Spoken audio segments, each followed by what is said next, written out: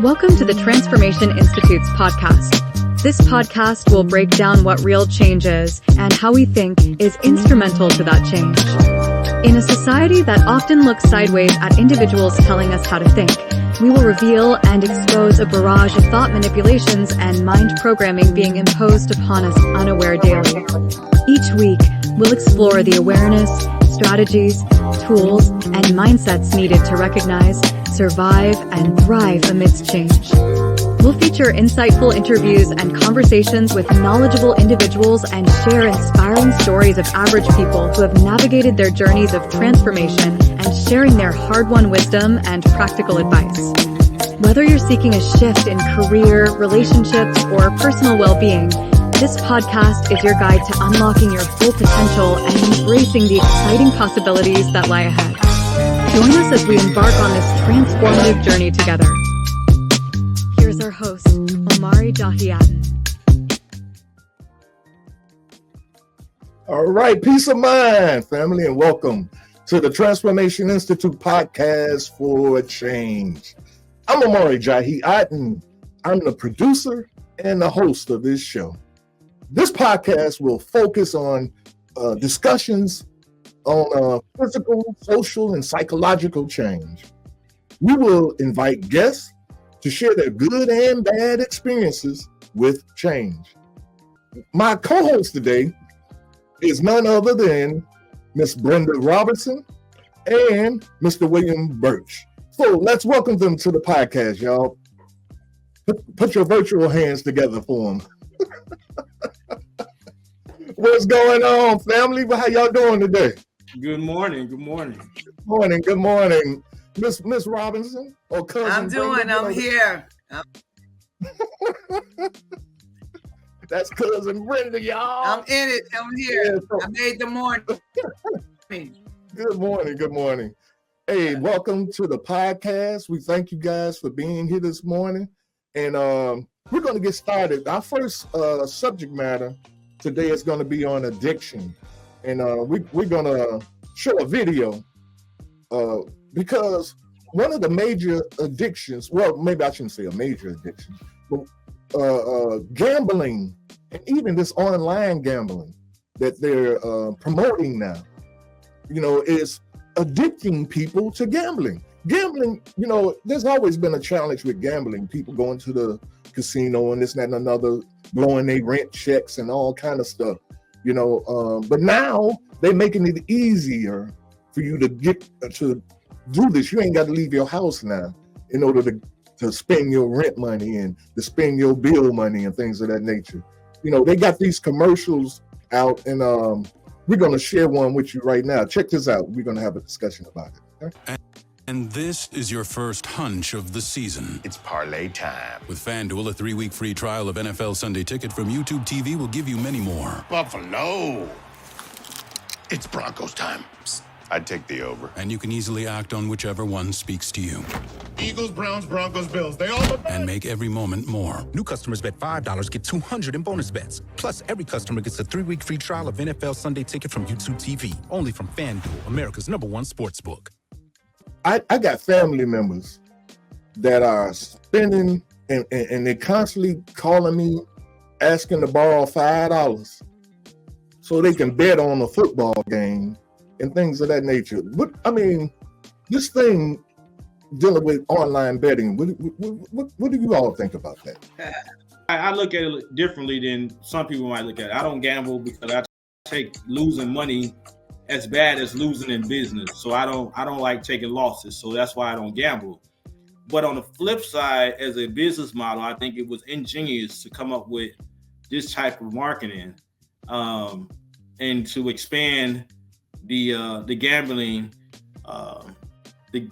platform, to garner more customers. You pretty much took the gaming away from the casinos and put it virtually online and made it accessible to everybody. For those who really didn't like the environment of the casino, can now just sit at home and be on their phones and place bets and things of that sort. So in retrospect, it's a great business model, but it's bad for the everyday consumer, making decisions about life.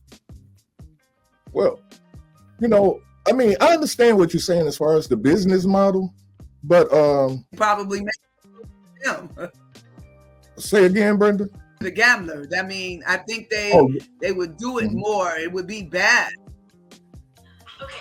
Okay, I mean, so you're saying, Brenda, what you're saying is that you think it's a bad thing because I mean, and that's kind of where I'm coming from too. I'm thinking that addiction is a problem.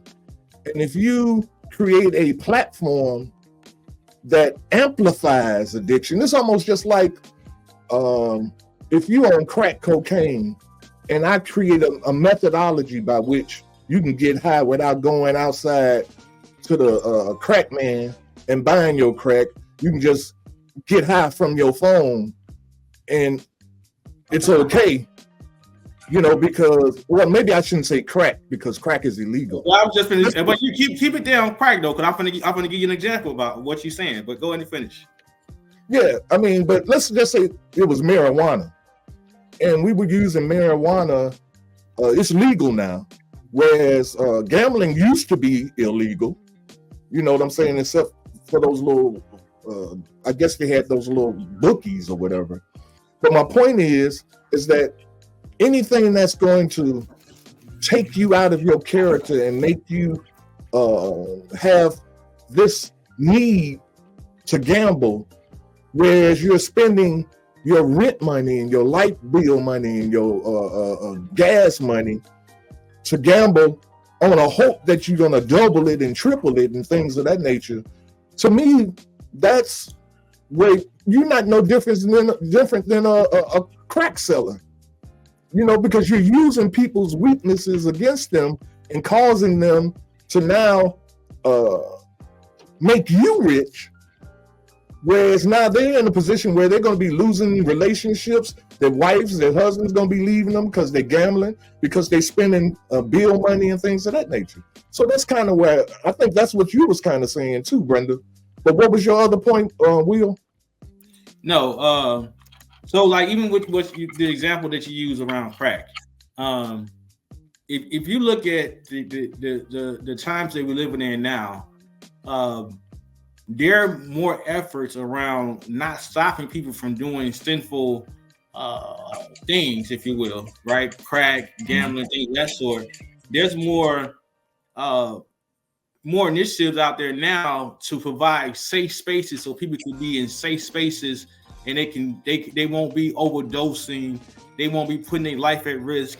There's a lot of effort being put across the United States with addressing these issues to create quote unquote safe spaces so these people won't harm or endanger themselves. Now, how does it relate to the gambling addiction?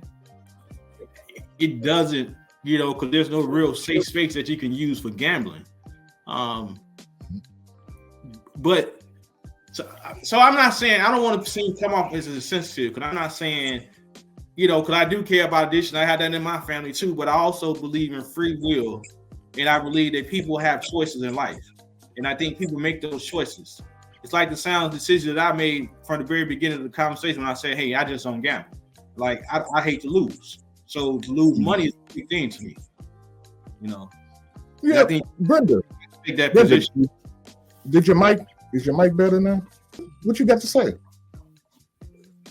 Listen, I think when Will said something about being insensitive or free will, everybody has free will to do drugs. Okay, so we shouldn't be upset with the guy that robs the other guy to get the money to do drugs. Free will, yes, everybody has free will, but when okay, I'm gonna get off of that for a moment, because I think since COVID, how we can be in our homes and gamble, be in your homes and order drugs. People order drugs now. Cars pull up and bring the drugs to them. I think since COVID, and it alienated us and it put people in their own homes or by themselves doing things, I think that's that messed us up. I think I think that really messed us up. There's so much mental illness, people in the house by themselves, getting high, people in the house by themselves stuff on online addictions. I think all this this video hanging out, I think this is really messing us up. I think there's another addiction to social media messing us up. Yeah, I mean, I think you hit the nail on the head, Brenda. Is there an addiction to online shopping though? Like, I mean, because like you got those people who don't like going to grocery stores, like myself. I prefer to go to my groceries online because I don't like to be around a lot of people in cluttered grocery stores. Is that an addiction? Yes, it is. Okay. No. Yes, but see, this is the point. Why? How that's an addiction? If you do it, if you overdo it, you see what I'm saying? There are people that shop, and I know a person. You know this person as well, Brenda, that buys cases of toilet paper 1 week, and you haven't even used the toilet paper that you bought last week, and now next week you got another case coming, along with some paper towels, along with this, a lawnmower. You online, you just gone shopping. That's an addiction. I got you. Yeah. That's an addiction. Now I can understand, like maybe it is. Let's look at Uber Eats. Let's look at Uber Eats and DoorDash and all of that stuff. You know, you were talking about how COVID locked us into the house, right? Uber Eats stopped us from cooking. Even when we were in the house, you see what I'm saying? You were forced to cook. Women were cooking. Men, because men like to cook too, were cooking. But now that you have it where somebody else could cook it for you, see, all this technology is making us lazier. But it gave us more convenience, though. That's what it did, though, Ty. But it made us lazy. See, we got people now that won't even walk to the corner store to buy a loaf of bread because Uber Eats will bring it to you. Right. You see what I'm saying? So, I mean, is there's something wrong with this? And we are becoming addicted to it. You know, we can't do without it. We can't every football game on, every what was that? I'm sorry, Brenda. I think I think this addiction thing is deeper, and we could go on and on forever with this. I think that I don't know it, and this can go on and on. So I don't know. I'm gonna back out the addiction for a minute. Well, I got another one for you. Check out this video. Check this out. Cruel social media remarks. Facebook comments have been pouring in after 4 people died while hiking. So you're dealing with an addicted generation. This is a big time bomb ticking. These kids who commit suicide, you go look at their Instagrams, you would have no clue. Mr. Zuckerberg, would you be comfortable sharing with us the name of the hotel you stayed in last night?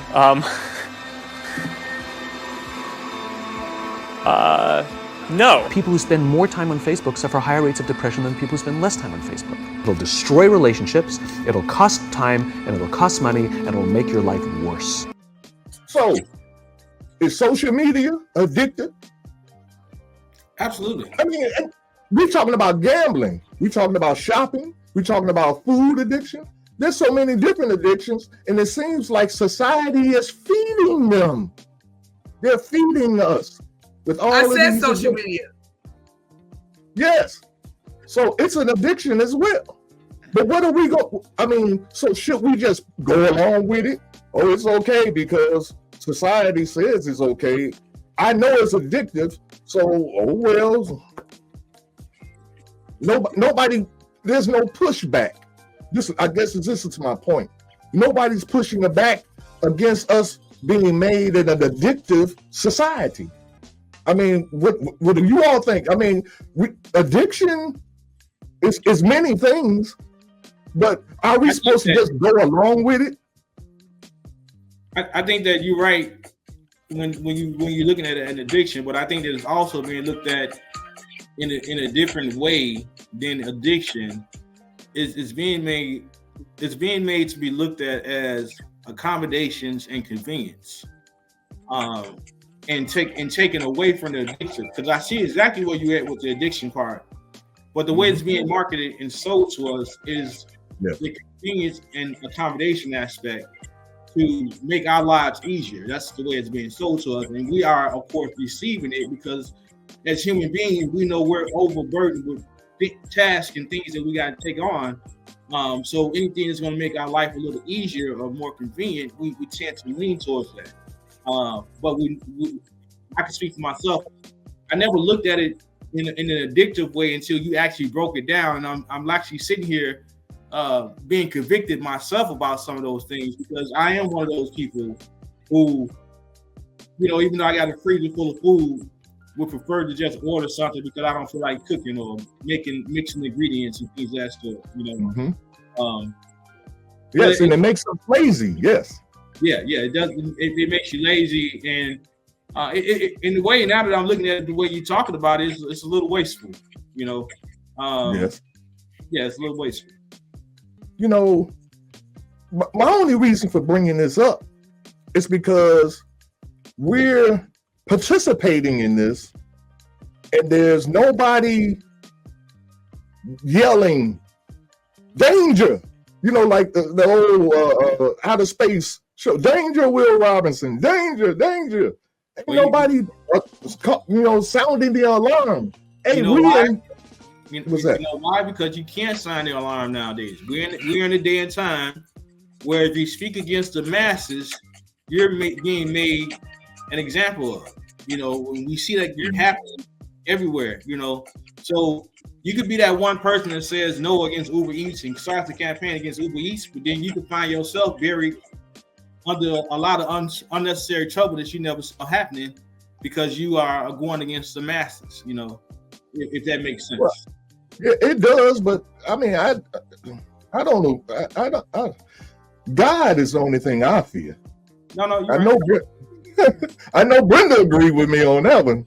God is the only thing I'm afraid of, but I hear what you're saying because I was just sitting here thinking, so we scared to be standalone by ourselves. In these last days, we're going to be standing alone by ourselves. Hey, that's another conversation, man. You be scared to scared to stand on what you believe in. We gonna get messed up again. I mean, hey, we can go on and on with this, man. I know, but again, it's like this is one of the reasons for this podcast. I want to put this stuff out here, not only just for people that's seeing it in 2024, but what about 2034? The internet, well, maybe it might be here. I don't know. I can't speak of what 30 years from now, what it's going to look like. But I'm trying to put this out here so that we can think for a change. And that's our motto here. We're not thinking. We're just emotionally going along to get along. We do things because everybody else is doing it. And nobody's thinking, saying, but just because everybody else is doing it, that doesn't make that right. Is it good? This is an addiction, Facebook. And, I was in the car the other day. It's like what Will said, though. People will kind of alienate you or target you or something like that, but hey, let's put it out there. All we can do is put it out there.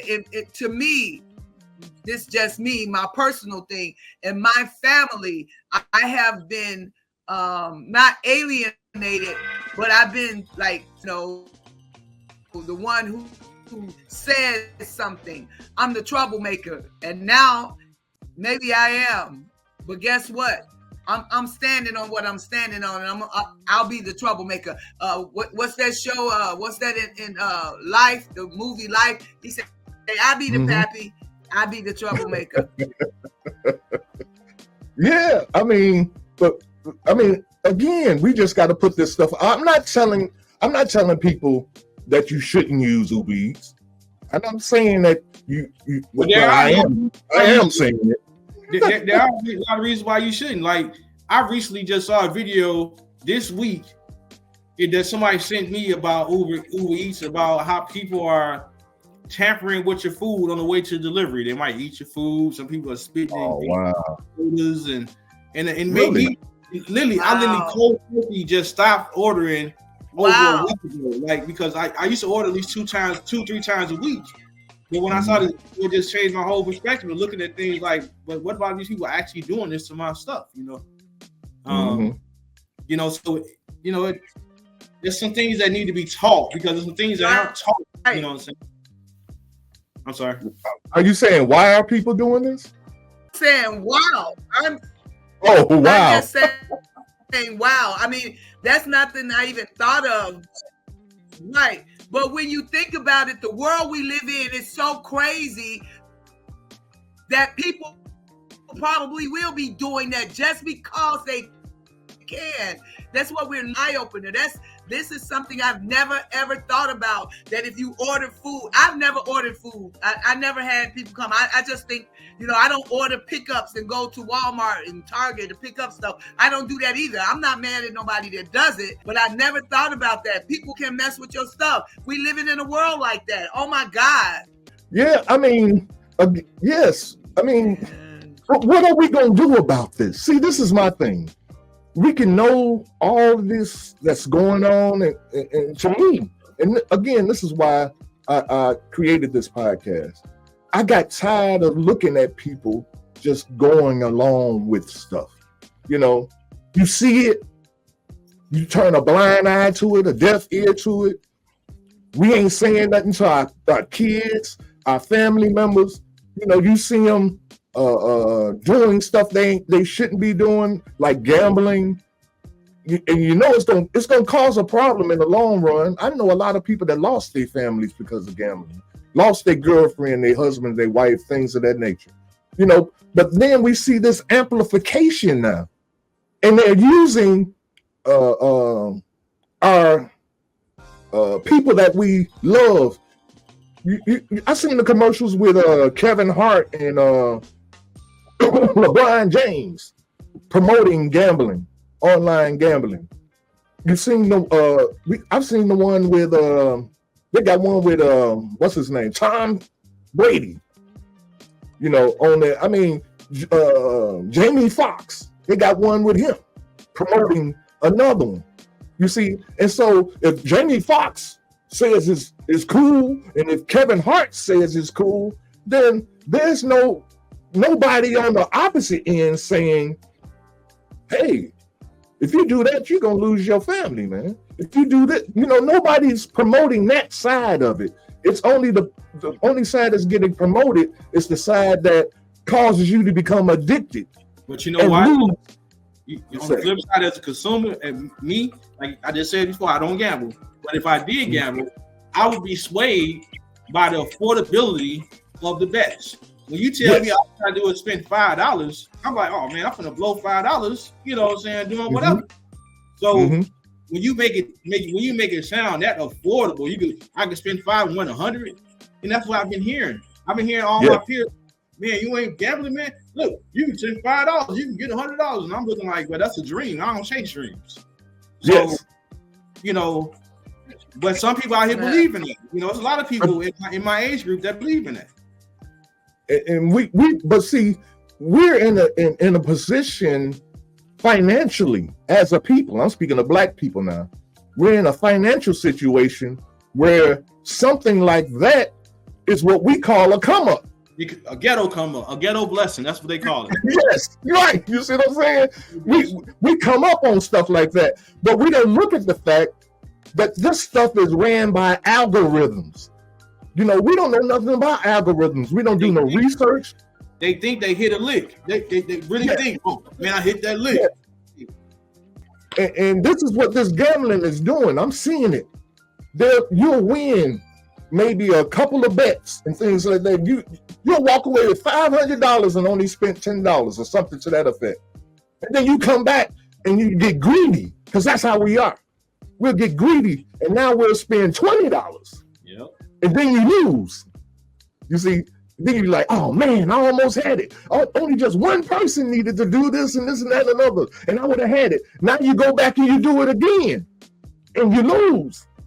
You see, so to me, it's like the algorithms are set up to bait you into increasing your bet, and when you increase your bet, then that's when the losing comes in. and then you go back to $5, you might win a couple of more. They might even let you win one of the 20s and make you increase your 20 to 40. It's just like the casino. Though. What you're explaining is what I've been telling my mom for years, since I was 18, about her going to the casino. Mom, you might win, but how much money have you put in before you got your next win? Hey, you guys at home, post your comments. Y'all see the lower third there. So post your questions or your comments into the comments section, and tell us what you think about this addiction thing. Are we on the right path? I mean, is this something that we should be screaming to the rooftops? This is an election year. I don't hear politicians having this on their campaign, about this influx of gambling that's being bombarded on people. So put your comments in there and let us know what you think. Next, just a point go ahead.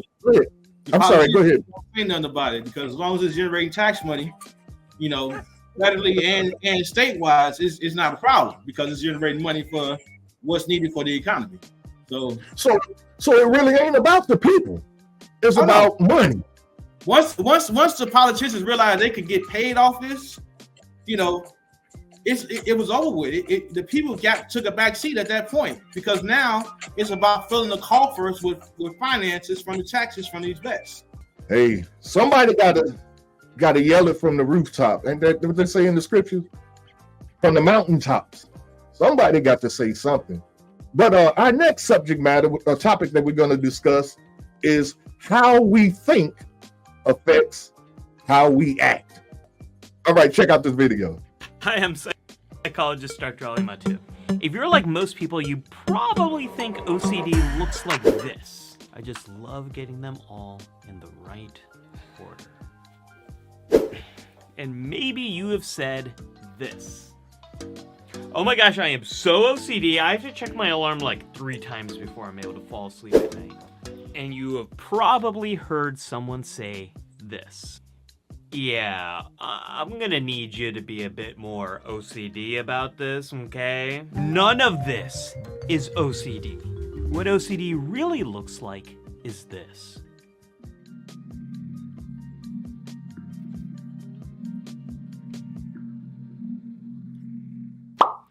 What's happening here? How does the mind of someone who has OCD work, and what can be done to help them? I'm getting ahead of myself. Let's back up and get some context first. A little over 1% of people have experienced OCD in the past year. That's way less common than most anxiety disorders. So no, you statistically probably don't have OCD. But you might. Maybe that's why you clicked this video, or maybe you love someone or know someone who has OCD. Now, while OCD is not that common, it is a very serious problem. About half the people who have OCD experience severe impairment from it. What that means is everyday things like going to the bathroom, returning messages, going around town, being at school, being at work, being around the people we care about feels so difficult, becomes so anxiety provoking, and it takes so much time when you have OCD. Now, when I first thought about this, I was saying to myself, I don't have OCD. I don't have that. But when I listened to this video, and there's more to it, when I looked at this video, it's like I began to think, again, dealing with my thoughts, I began to think maybe I might have OCD and I'm just not aware of it because I'm not aware of everything that it really is. I'm only aware of the things like, okay, I don't have to wash my hands 1,000 times a day, in order for them to feel clean. So I don't have OCD. What do you all's experience with OCD? Y'all know anybody with OCD? Yeah, I know a couple people with OCD. One of my friends, I don't, who lived in Houston, introduced me to OCD because I didn't know anything about it. But they have a consistent cleaning, they have everything around them has to be wiped down or clean, every 5 seconds or something like that. So that's how I was introduced to it. Right, but you know what? If we're going to look a little bit more at this video, it's more than that. It's a lot more than that. But it's the part that you said. That's what we see. You see, and that's the only part that we get. That it's about cleaning and wanting everything to be in a specific order. People lining their pencils up and all that kind of stuff. And if you see a crooked picture, you got to straighten it out. And that's what we see, or our interpretation or definition of OCD. But if we go further in this video, we're gonna see it's a lot more than that. Check this out. I'm so OCD, but we're really talking about double checking and wanting things to be organized and clean. We belittle the experience of OCD and the serious difficulties that people with this disorder have in their daily lives. Obsessive compulsive disorder is not a choice, it's not a preference, it's not being anal. OCD is a biologically based problem, and while we're not 100% sure what causes it, we know it's not your fault that you have it. It's something that probably started in childhood and got a lot worse during your teenage and young adult years. The neuroscience here can get really complicated really quickly, but to simplify it all, the parts of your brain that are responsible for rewards and error detection, movement, memories, they're not really communicating that well with each other. Because the brain of someone with OCD is wired a little bit differently, they're unsure if a simple task is complete or not. For most people, when you turn off a light switch, your brain registers that the task is complete and you're able to move forward with your life. But for people with OCD, they flip a light switch and then there's still some anxiety in their head. And your mind tries to make sense of that anxiety. It creates a story around it. Well, maybe I didn't turn it off all that way because there's some dust stuck in there. And if I don't do this again, well, maybe something bad could happen. Like there could be an electrical fire and the whole house might burn down. Now that's, I mean, what he was saying is there's a lot of people that well, I can't say it's a lot, but I know of some people that think. See, again, and it comes from how we think. When you begin to think that if I don't do this, then this is going to happen. Let's go back to social media. If I'm not on social media like everybody else, then I won't be in the know like everybody else. Is that OCD? I mean, y'all follow where I'm coming from? Is that OCD, and it's something in our brain that's causing us to think a certain way, and because we think that way, now we act like this. I'm just saying.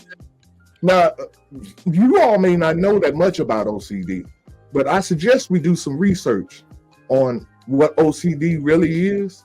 And if you all are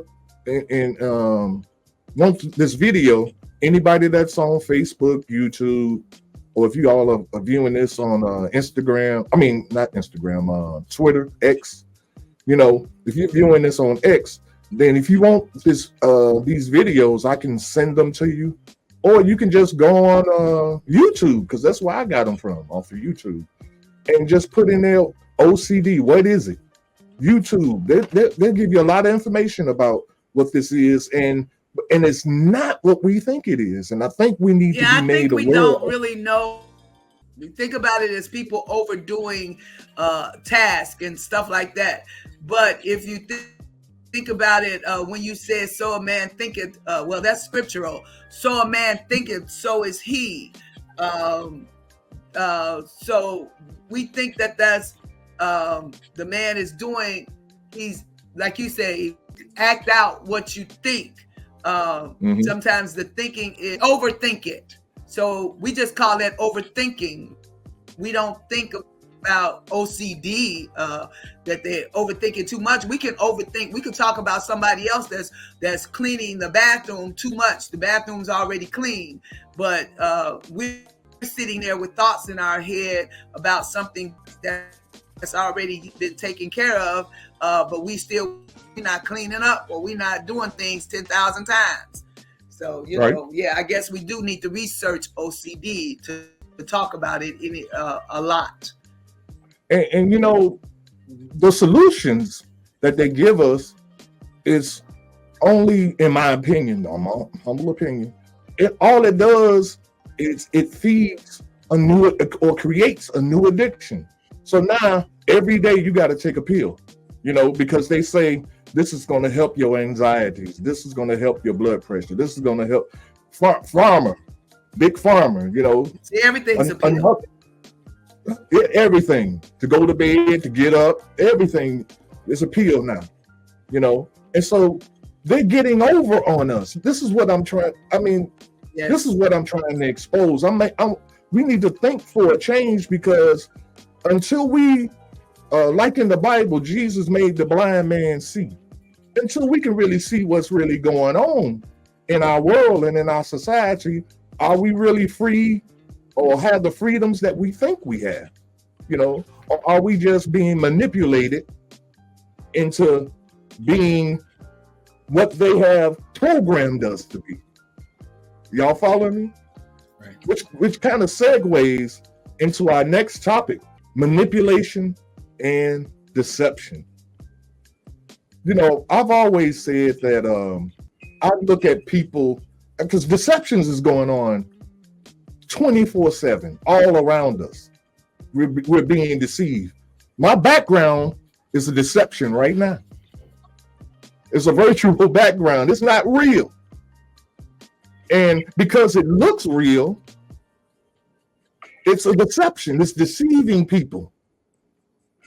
Those that now, and I'm not just focusing on women here, but this is the first thing that came to my mind when I thought about this.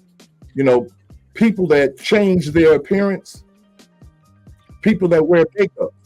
I know sometimes I put makeup under my eye because I have these dark circles under my eye, and I put some on when I'm going to do a gig or something like that. Oh no, man, you told that. Oh no. I'm embarrassed by my appearance.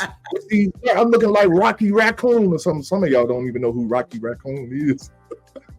You know, and so I deceive people and even myself by doing that. I see an influx of these eyelashes now. You know, deception. People don't even know what they used to be called. When I heard the history of you gonna touch some nerves, man. You gotta touch some nerves. Like it's a history to that. And when I found out about it last year, I'm like, and people wearing this stuff? Like what? Okay, I got you. but see, Brenda, but that also goes with you saying. That also goes with you saying. Are we afraid to stand alone? Are we afraid to call out foolishness when we see it? But that's foolish. Yes, that is. I mean, that's just what came to my mind. There's a lot of foolishness out here. That's just what came to my mind because I see it so much, you know.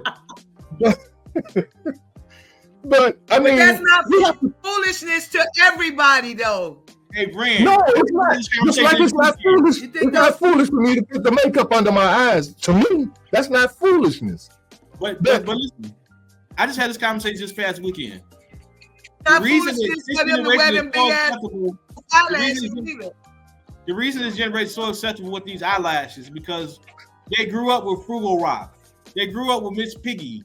They grew up with Mr. Snuffleupagus. All these cartoon characters had those eyelashes. So it's so easy for them to accept them the way that they accept them. But you know what? We're not addressing how these things got introduced to us. You see, it's promotion. It's these ads. It's these commercials. They make it look well. How does the scripture say? It'll be made look to fair seeming. It'll be made to look fair seeming, like it's made to look like it's okay. Hey. You know, you wear these false eyelashes and that's everything. That's everything we're dealing with. But listen, when have we ever, Brenda? You let me ask you this question. When have you ever been on a date with a man or you met a man and he complimented you on your eyelashes. When have you ever paid attention to a woman's eyelashes? I have never paid attention to a woman's eyelashes. Never. Eyelashes. But see, but what happens is eyelashes brings a certain quality out of that person's eyes. It brings your attention to their eyes more. Just like what is that stuff? Eyeliner. You know, they draw it on when they. Yeah, when you draw it around the eyes, it brings attention to your eyes, or the person that catch your eye quicker. You know, because of that. Now I want to turn this into a relationship thing. I ain't trying to. I only brought it up because it's a manipulation tool. You know, just like men and women that wear girdles, you know, because of their stomachs. That's deceptive. Now, am I being extreme? Am I being extreme here? Do you think that the lady is deceptive when she puts on this makeup? Yes. She's not yes. It's not in her head. When she puts on makeup, she's not trying to deceive you. She's not. She's putting it on because it enhances her. That's a man thinking wrong. The lady is putting it on to enhance her look for her, not your ass. Right? So a man can enhance himself too, and y'all gonna accept the man enhancing himself. And men do. And men do. And men do. Look, there was a movie called Some women do. I'm Gonna Get You Sucker. There was a scene where a woman was attracted to this man was attracted to this woman. He took her home, and when she got in the bedroom, she took her leg off, she took her butt off, she took one of her breasts off because it was fake. Yeah, eyelashes. So he wasn't getting what he thought he was getting. He got something else. That's deception. My eyes aren't really green. You know what it is? Another secret.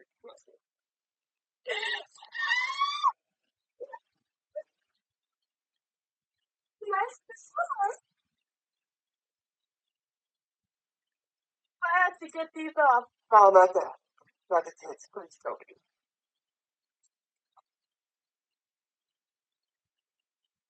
It's voluptuous ass of mine.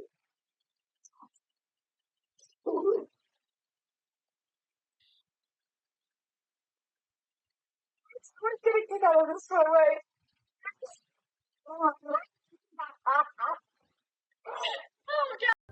Yep, that's false. That's false advertisement. And really, I always thought that it should be penalized by a ticket or jail, because when you false advertise, that's not the same with the makeup, man. That's false advertising. It is absolutely false. If I pick up you in a club and I get home and you about 50 to 70 pounds lighter or heavier than I picked you up as, that's false advertising. Everything that's on you is embellished. So I mean, now I understand what you're saying, Brenda, that it's not the same. That's why I was saying, am I being extreme?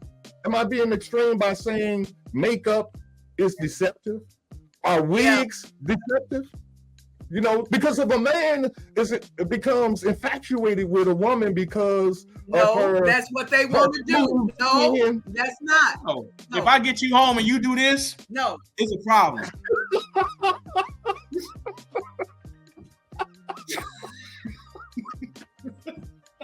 Listen, check this out.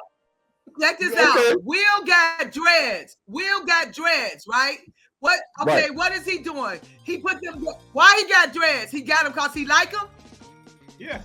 You got dreads because you like them? Your hair short because you like it that way?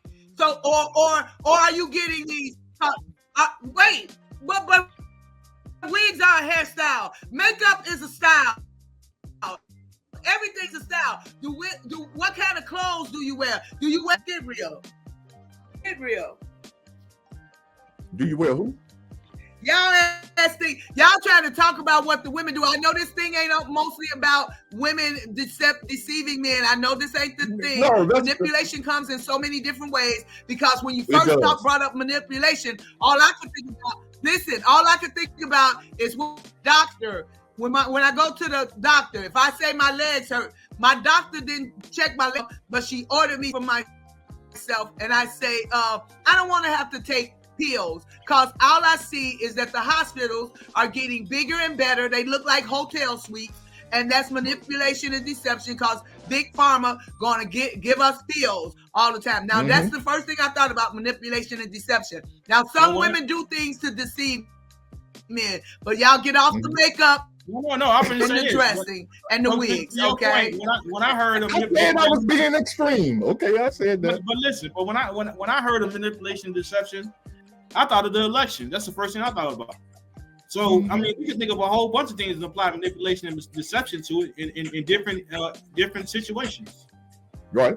But check this out. I got a video for y'all. All right. Okay. Do you feel the helplessness?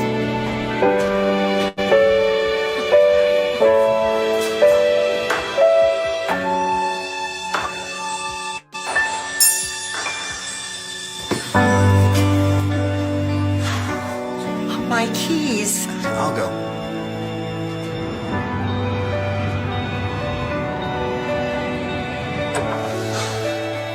Do you feel the gratitude?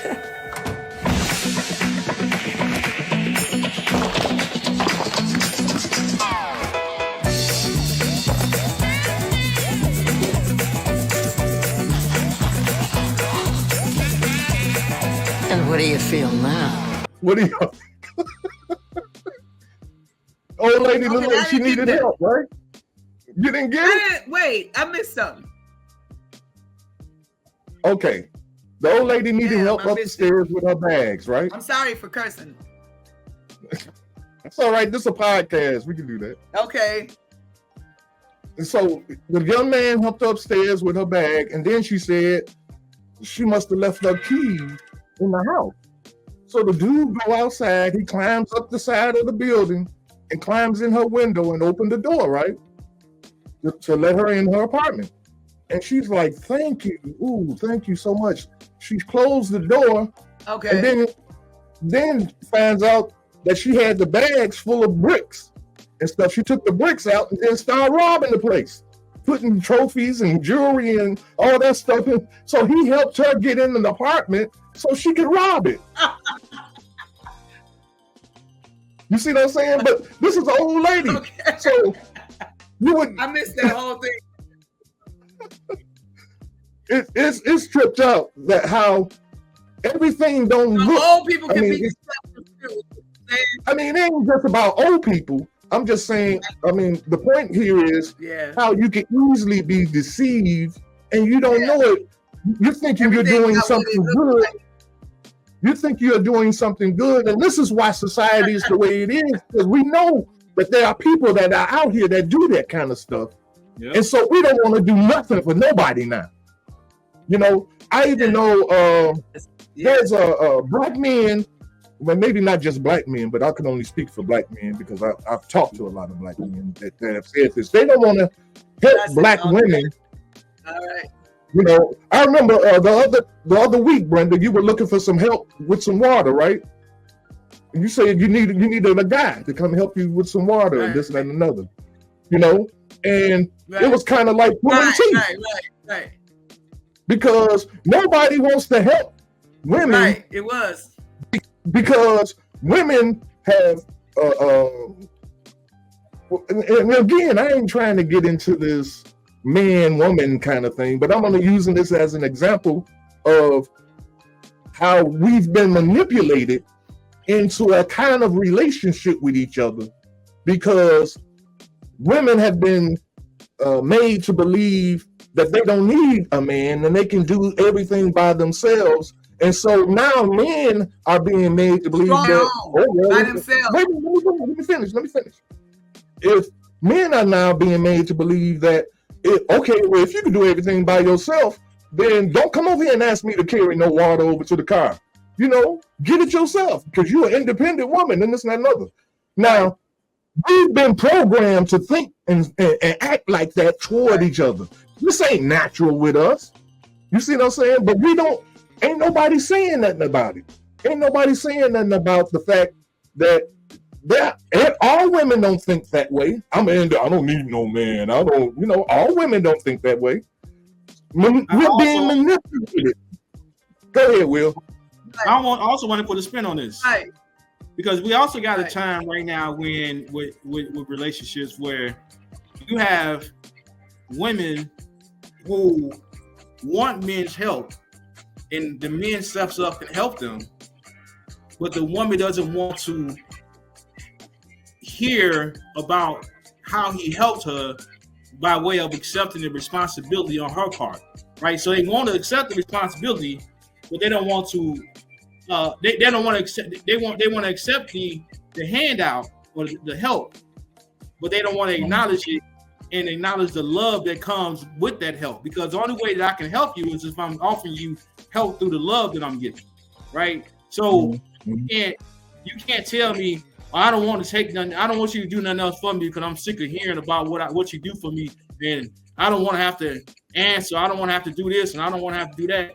You can't have it both ways. It's kind of like what's happening. The man shouldn't be telling us. He shouldn't be reiterating it. You have to reiterate things when you're not acknowledged. That's a different thing. Nobody do no work for nothing and then let you spit in their face as if they haven't done anything. Wait, I think we're going too far.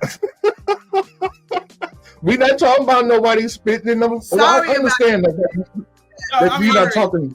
Wrong analogy, but I'm just saying. Right. You weren't actually talking about spitting in nobody's face, but what we're talking about here. Go ahead, Brenda. Go ahead. What was you about to say? I know it's in defense of women, but go ahead and make your defense. Go ahead, Brenda. Still not all women. Oh no, you're right. It's not all women. It's still not all women. You're right. You're absolutely right. Yes. That's your experience. No, you're right. And this is my point, is that all of our experiences are being manipulated. This is my point. And we don't even see the manipulations. Our desires have been amplified and pointed in a certain direction, to whereas whenever we see something, like I got another video for you. Now this one's going to be really interesting. You got to watch it all the way to the end. And at the end, you're going to be like, oh my God, what the heck? Check this out. How long is it? Let me see. I don't know. It don't say how long it is. It ain't that long, though, brother. Where'd you get them? Trash bin?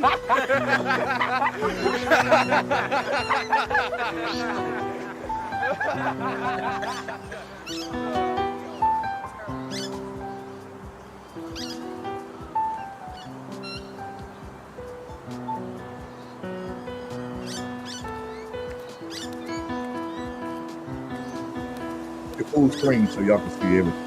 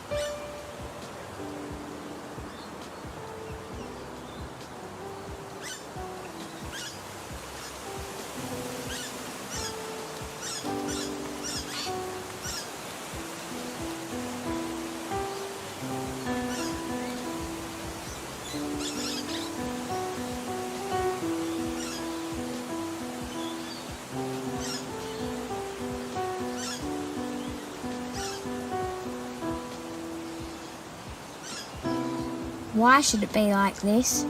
I don't know. It's not fair. Yeah, I know. There's nothing that we can do. I don't want to be like this. Me neither. I wish I was like him. I want to be like him. I want to be like him. I want to be like him.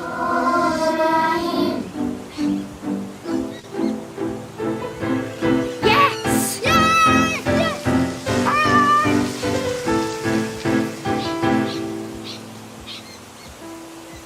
Sorry to take so long, dear. Are you ready to go now?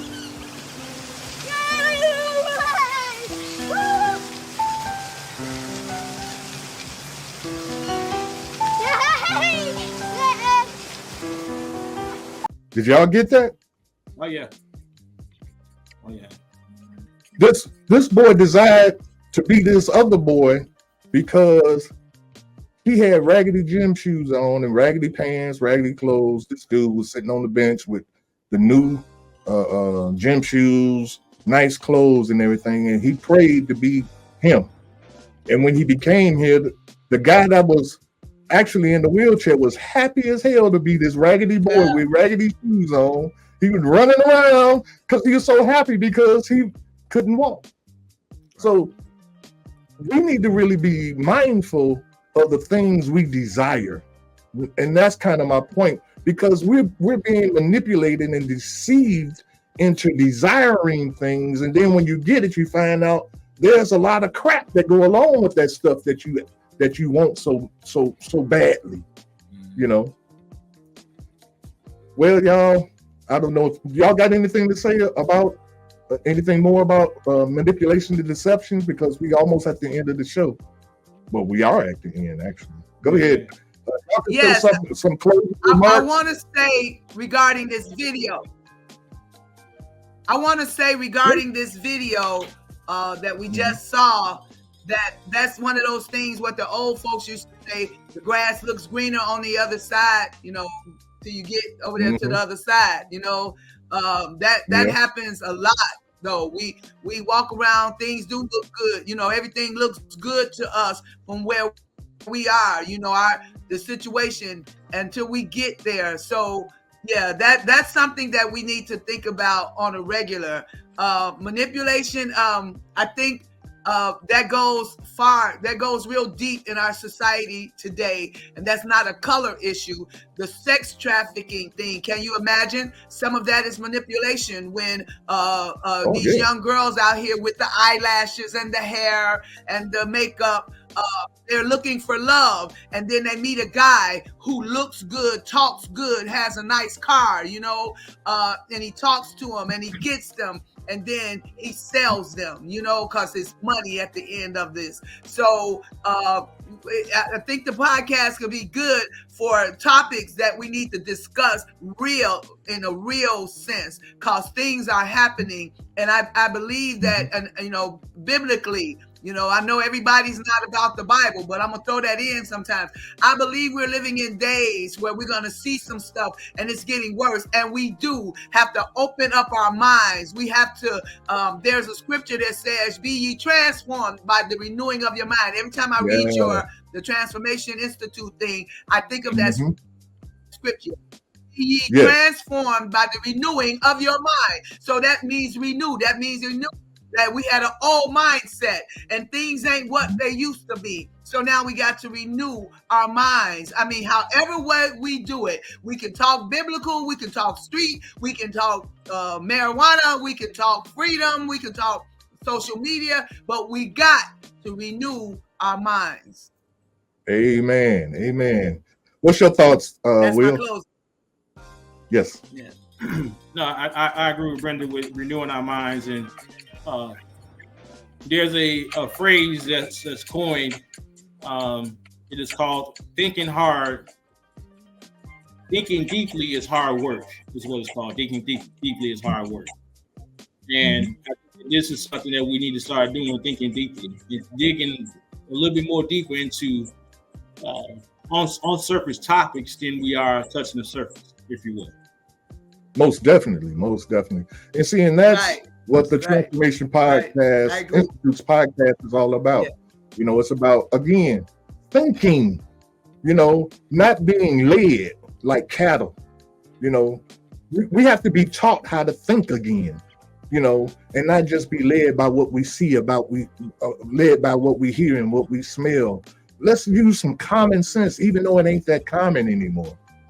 And like I always like to end with and say, let's keep thinking for a change. And that could be taken two ways. You need to think for a change instead of being manipulated and guided and directed by people in the society that don't give a damn about you. And you can also start thinking, because once you start thinking, things change. So think for that change. Yes, and agree. Things will change. Yes, ma'am. I thank agree. you all for being here. Hey, let me show y'all my shirt. Let me show y'all my shirt. What's on your shirt? What that say? My shirt says "Be you." Be oh you. Yeah. Yes. No pretending. Yes. That got to do with makeup too. Know who you are. Oh, shut your ass. Hey, I thank you all for listening. That mean don't put nothing under your eye when you go out. Be you. If you a raccoon, I don't have be a anything raccoon. on right now, Brenda. I don't have anything on right now. Okay. So I'm practicing what I preach. I'm practicing. Yes. So lead by example. That's all for us, y'all. We'll see you next Saturday. Tell a friend, tell your family, tell your mother-in-law, because she'll tell everybody. Until we see you again, peace of mind and God bless. We out of here, y'all. Thanks for supporting our podcast. We look forward to seeing you next Saturday. Until then, strive for a peaceful mind. Your activity will reflect that peace.